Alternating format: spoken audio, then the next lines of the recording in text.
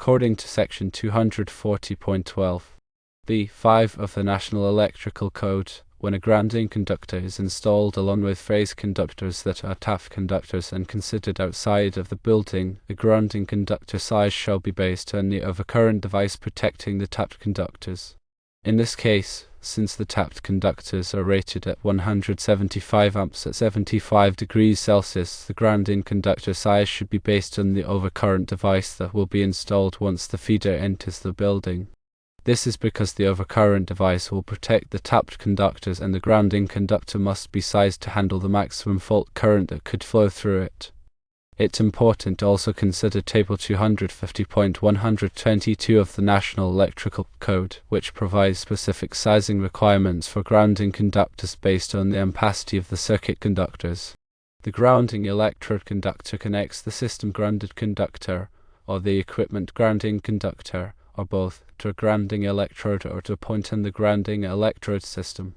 The size of the grounding electrode conductor is determined by the size of the service entrance conductors, or, for a separately derived system, the size of the derived and grounded conductors.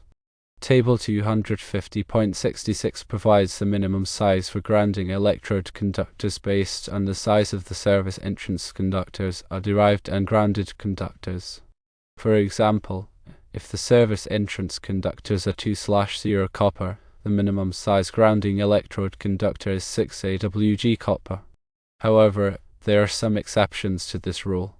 For example, if the grounding electrode is a concrete encased electrode, the grounding electrode conductor is only required to be 4 AWG copper.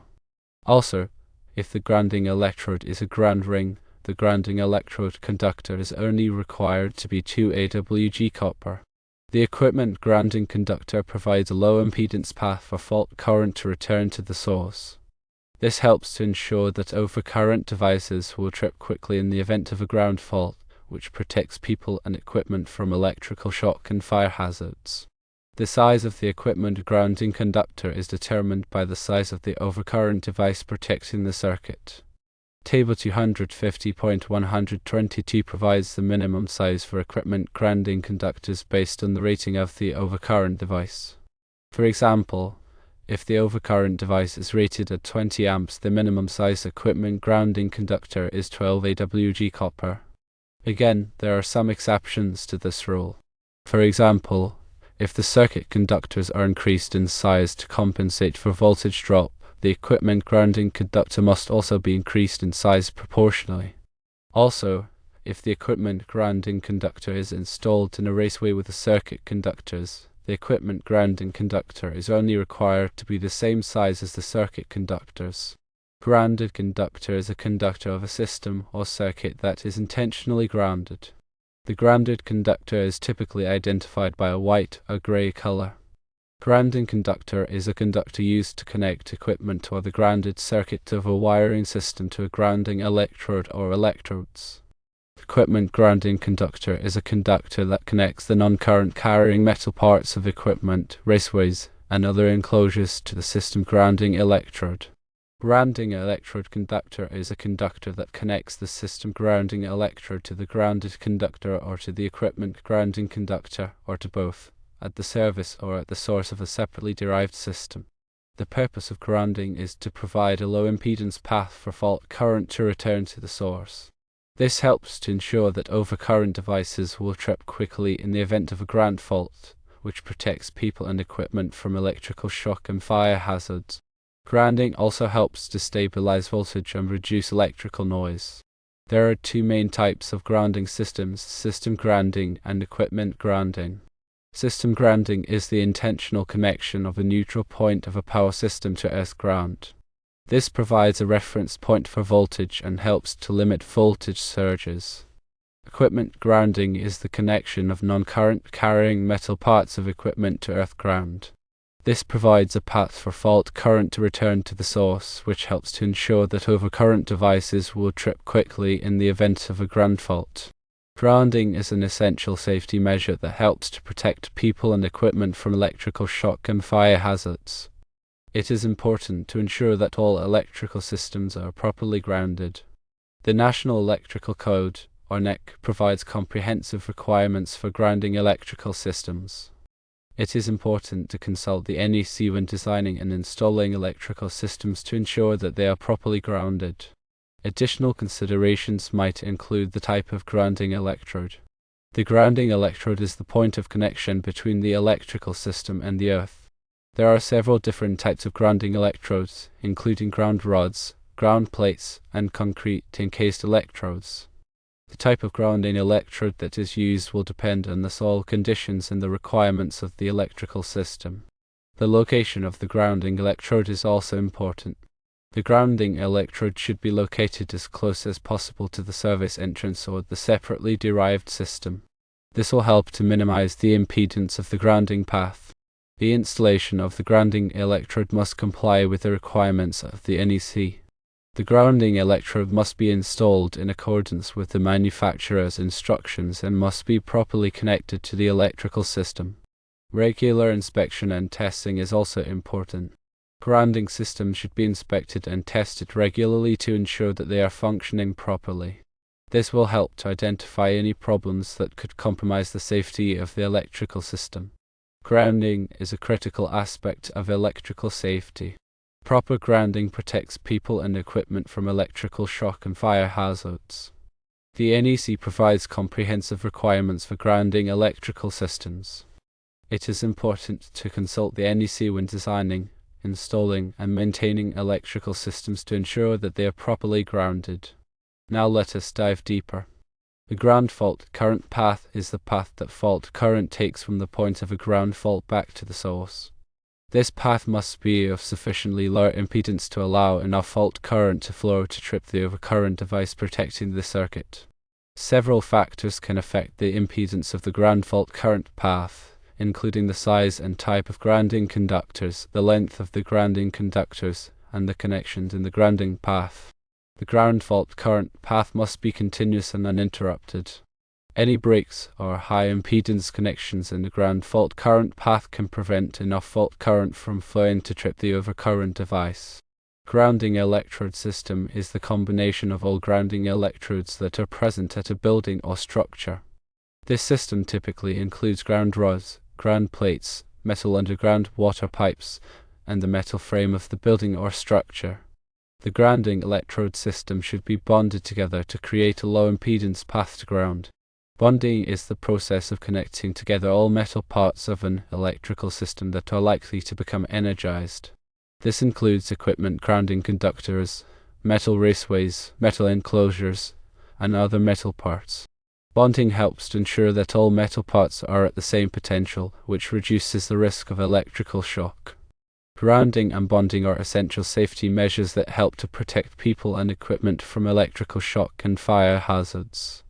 It is important to ensure that all electrical systems are properly grounded and bonded. The National Electrical Code provides comprehensive requirements for grounding and bonding electrical systems. It is important to consult the NEC when designing and installing electrical systems to ensure that they are properly grounded and bonded. Let's clarify some more points. Grounding is the process of connecting the electrical system to the earth. This provides a path for fault current to flow back to the source, which helps to trip the overcurrent device and protect people from electrical shock. Bonding is the process of connecting all metal parts of the electrical system together. This helps to ensure that all metal parts are at the same potential, which reduces the risk of electrical shock. The NEC requires that all electrical systems be properly grounded and bonded. There are several different ways to ground an electrical system, but the most common method is to use a grounding electrode. A grounding electrode is a metal rod, plate, or pipe that is buried in the earth. The grounding electrode is connected to the electrical system with a grounding conductor. The grounding conductor must be sized according to the NEC. Bonding is typically accomplished by connecting all metal parts of the electrical system together with bonding jumpers. Bonding jumpers must be sized according to the NEC. Grounding and bonding are essential safety measures that help to protect people from electrical shock. It is important to ensure that all electrical systems are properly grounded and bonded. Remember to always consult a qualified electrician when working on electrical systems. They can help you to ensure that your electrical system is properly grounded and bonded and that it meets all applicable codes and regulations. Here are some additional details to consider. The size of the grounding conductor is determined by the size of the overcurrent device protecting the circuit. The NEC provides tables that specify the minimum size of the grounding conductor for different size overcurrent devices. The grounding conductor must be made of copper or aluminum. The grounding conductor must be protected from physical damage. The grounding conductor must be connected to the grounding electrode in a manner that provides a low impedance connection. The grounding electrode must be located as close as possible to the service entrance. The grounding electrode must be installed in accordance with the NEC. The grounding system must be inspected and tested regularly to ensure that it is functioning properly. Any problems with the grounding system must be corrected immediately. Grounding and bonding are essential safety measures that help to protect people from electrical shock. It is important to ensure that all electrical systems are properly grounded and bonded. Consult a qualified electrician when working on electrical systems. They can help you to ensure that your electrical system is properly grounded and bonded and that it meets all applicable codes and regulations. Grounding and bonding are critical for electrical safety. Improper grounding and bonding can lead to electrical shock, fire, and equipment damage. Always follow the NEC and consult with a qualified electrician to ensure that your electrical system is properly grounded and bonded. Now let's consider the specific case of tapped conductors outside a building. When dealing with tapped conductors located outside a building, the grounding conductor size is indeed dictated by the overcurrent protection device, or OCT, protecting those conductors. This is because the grounding conductor's primary role is to provide a safe path for fault current back to the source, allowing the overcurrent device to trip and clear the fault. If the grounding conductor is undersized, it may not be able to handle the full fault current, potentially leading to overheating and creating a fire hazard. The National Electrical Code, specifically Section 240.12 B5, addresses this scenario and emphasizes the importance of sizing the grounding conductor based on the OCD. The OCD acts as the first line of defense against overcurrent conditions, and the grounding conductor must be capable of facilitating its operation. In your specific example, the tapped conductors are rated at 175 amps at 75 degrees Celsius. Therefore, the grounding conductor size must be determined by the size of the overcurrent device protecting these 175 amp conductors. It is crucial to refer to NEC Table 250.122 to determine the appropriate grounding conductor size based on the OCD rating. Table 250.122 provides a clear correlation between the overcurrent device rating and the minimum required size of the equipment grounding conductor. It is important to note that Table 250.122 provides minimum sizes, and there may be situations where a larger grounding conductor is required, for example, to reduce voltage drop or to meet specific engineering requirements. In addition to Table 250.122, other factors may influence the grounding conductor size. These factors can include the length of the conductors, the type of insulation, and the ambient temperature. It is always best to consult with a qualified electrician or electrical engineer to determine the appropriate grounding conductor size for a specific application. In summary, when dealing with tapped conductors outside a building, the grounding conductor size must be based on the overcurrent device protecting those conductors. Refer to NEC Table 250.122 to determine the appropriate grounding conductor size. Consider other factors that may influence the grounding conductor size, such as the length of the conductors, the type of insulation, and the ambient temperature. Consult with a qualified electrician or electrical engineer to ensure that the grounding system is properly designed and installed. Let's explore some further details related to overcurrent protection. Overcurrent protection devices are designed to protect electrical circuits from excessive current flow, which can cause overheating, damage to equipment, and even fires. These devices, such as circuit breakers and fuses, are designed to interrupt the flow of current when it exceeds a predetermined level. The overcurrent device rating is the maximum current that the device can carry without tripping or blowing. The overcurrent device rating must be selected to protect the conductors and equipment in the circuit. The National Electrical Code, or NEC, provides guidelines for selecting the appropriate overcurrent device rating. The NEC requires that the overcurrent device rating be no greater than the ampacity of the conductors it protects. The ampacity of a conductor is the maximum current that the conductor can carry continuously under specific conditions of use without exceeding its temperature rating.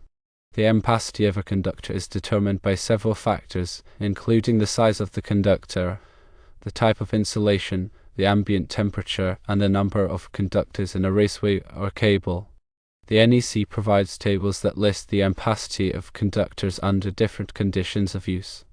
In addition to protecting conductors, overcurrent devices also protect equipment from damage due to overcurrent conditions.